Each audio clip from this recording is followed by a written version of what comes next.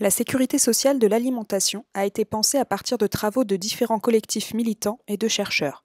Jean-Claude Balbot, paysan finistérien retraité et ancien administrateur de la Fédération nationale des CIVAM, a porté le projet Accessible qui vise à travailler les conditions d'accès à tous et toutes à une alimentation de qualité. Il nous parle de sa découverte de l'aide alimentaire au travers de son métier de paysan. Quand tu fais des circuits courts, quand tu fais de la vente directe, il y a un moment, si tu es un peu attentif, où tu t'aperçois que tu ne nourris qu'une partie de la population, tu as toujours les mêmes clients en face de toi, quoi. Une catégorie sociale qui est assez facile à définir par sa consommation, la façon dont elle s'habille, l'âge, le genre, les maisons qu'elle habite, les journaux qu'elle lit, les voitures qu'elle a. Comme moi je livrais dans les maisons, tout ça, bon, il m'a fallu 30 ans, à certains il faudrait 15 jours, mais moi il m'a fallu 30 ans pour me rendre compte de ça. Chacun va au rythme qu'il peut. Et donc tu te poses des questions à un moment, quoi, comment ça se fait, où mangent les autres, hein, puisque on les voit pas, où mangent les autres, est-ce qu'ils mangent, et comment ça se fait que moi j'arrive pas à les toucher. Donc ça c'est déjà une question intéressante. Et puis nous quand on faisait de l'accueil, c'est pour ça que je te disais ça tout à l'heure, qu'on faisait de l'accueil comme une activité économique sur la ferme, même si on peut pas dire que c'est une activité agricole. Pour moi, c'est une activité agricole. Elles sont pas toutes activités alimentaires. C'est pas toute de la production alimentaire. Nous, on faisait de l'activité d'accueil à travers la production alimentaire, puisqu'on accueillait sur la ferme. Et que j'utilisais, je me servais, enfin, je sais pas quel mot juste, des animaux comme médiateur un peu pour les gens qui venaient à la ferme pour chercher un lieu de repos, de manière générale, quoi, qui cherchaient à sortir de leurs conditions quotidienne pendant quelques jours, pendant quelques semaines éventuellement. Mais quand on accueille des populations qui sont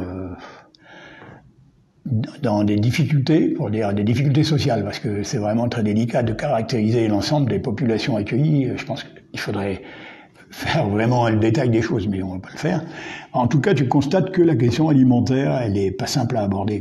Nous, on se nourrit en tant que producteurs en tant que paysan déjà, donc en milieu rural, probablement inséré dans des communautés un peu plus anciennes, on se nourrit, on a un héritage culturel autour de la nourriture qui est absolument pas le même, et des capacités économiques, de fourniture des produits, tout ça, qui est absolument pas le même des gens qui sont en ville de manière générale, et encore plus différemment des quartiers populaires par exemple, puisque moi j'ai beaucoup accueilli des gens qui venaient des quartiers populaires, jeunes, adultes, enfants.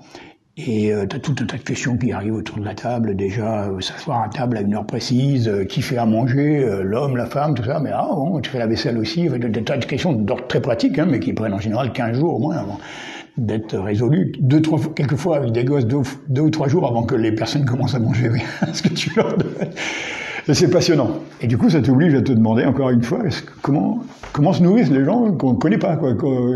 Soit parce qu'ils sont pas dans les marchés devant nous, soit parce qu'ils habitent dans des lieux où on met jamais les pieds, dans les quartiers populaires, ou tu vois, ou sous les ponts à Paris, puisque ça peut aussi être ça. Donc ces questions alimentaires, là, elles se sont vite posées dans des termes de questions, de questionnement.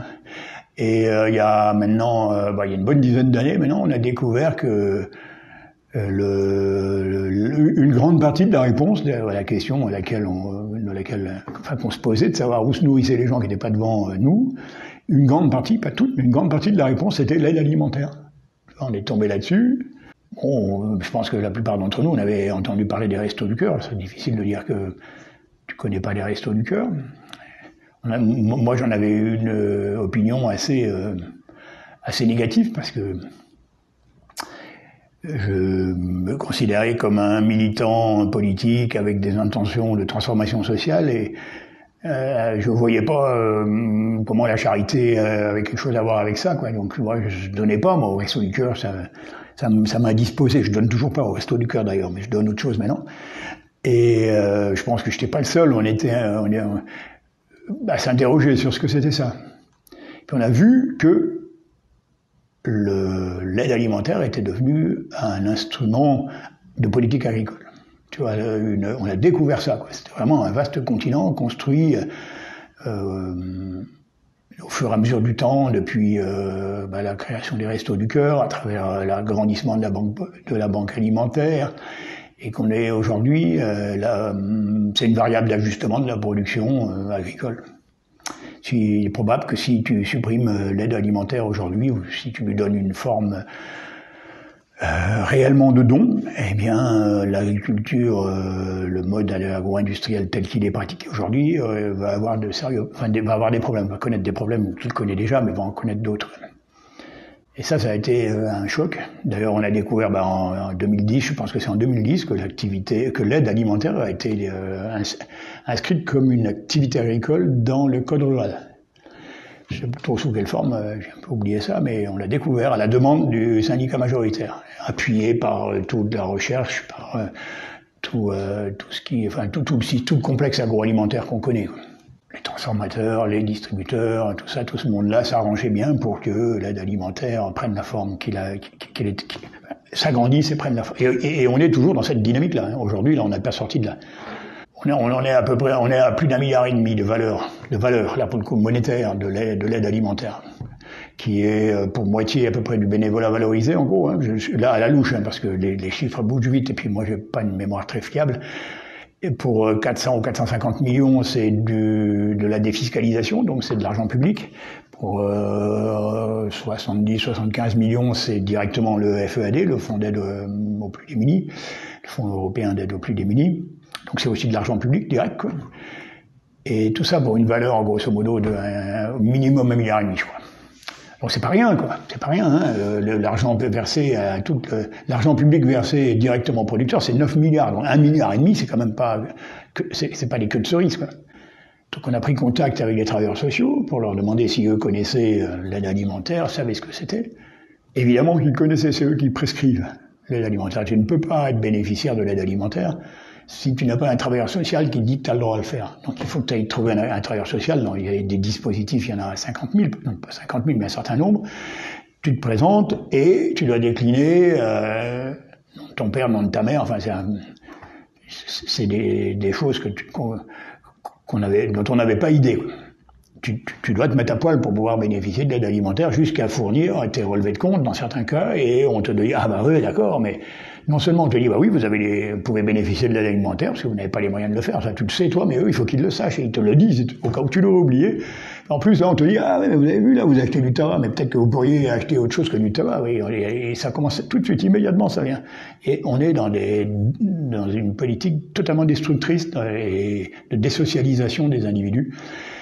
On a mis du temps. Moi, je te résume ça en 3 mots. Mais moi, d'abord, j'en savais rien il y a 10 ans, puis je l'ai découvert. Certains, mais on a travaillé les travailleurs sociaux avec des anthropologues, avec des gens qui ont fait leur boulot là-dessus, qui font leur boulot là-dessus, qui aussi sont venus à nous parler de droit à l'alimentation, de sécurité alimentaire, de souveraineté alimentaire, des tas de trucs dont on n'avait pas vraiment formulé. Dans nos fermes, on parle pas de ça. Quoi. Dans ta ferme, tu parles de l'efficacité comptable de ton exploitation, de productivité, de compétitivité. Tu rentres rarement la question sociale dans le contenu de la ferme, autrement que par le montant de ta retraite, que par éventuellement si tu arrives à salarier correctement ta femme, ou parce qu'elle peut aussi, ou ta femme, ou c'est plutôt dans ce sens-là, d'ailleurs ta femme, oui, disons-le comme ça, que la faire travailler sans la déclarer. On a vu, ça c'était un peu échappé, mais dans les années 70-80, c'est très courant. Ça, c'était nos préoccupations sociales. Et puis, on se souciait assez peu de savoir qui bouffait, dans quelles conditions mangeaient les gens, qui bouffaient ce qu'on fabriquait. Et d'être amené à découvrir ça, ça a été un peu compliqué. On s'est dit, tiens, mais est-ce que nous, on pourrait pas améliorer l'aide alimentaire, faire en sorte qu'il soit de meilleure qualité, l'alimentation distribuée, parce que 95% de ce qui est distribué par l'aide alimentaire vient du système industriel. Alors après, il faut se livrer à une critique judicieuse de l'industrie. Ça c'est un travail qui n'est pas encore fait comme il faut. Mais bon, grosso modo, la nourriture industrielle, on la caractérise assez facilement par l'ultra-transformation. Enfin, l'ultra-transformation, c'est aujourd'hui, mais déjà la grande transformation, le suremballage, avec tout un tas de... Et puis, peut-être des chaînes industrielles de transformation où les gens sont maltraités également dans le travail, mal payés, soumis à des rythmes de travail. Enfin, tu vois, ce système agro-industriel et puis concentrateur de la richesse, accompagné par l'État, etc. Bon, il fallait rentrer dans cette critique-là. Je pense qu'on l'a pas encore fait. Et puis on ne peut pas le faire tout seul. C'est pas les paysans du réseau Civam qui vont se livrer à cet exercice-là. Mais il faut le faire. Il faudra le faire un jour. Et donc l'aide alimentaire est un élément de ce complexe agro-industriel, un élément économique de ce complexe agro-industriel, avec, je dirais, la complicité de l'État pour dire les choses comme elles sont. moralement, pour le dire, ça c'est une chose qu'il faut dire, moralement, l'aide alimentaire a sa place dans les situations d'urgence.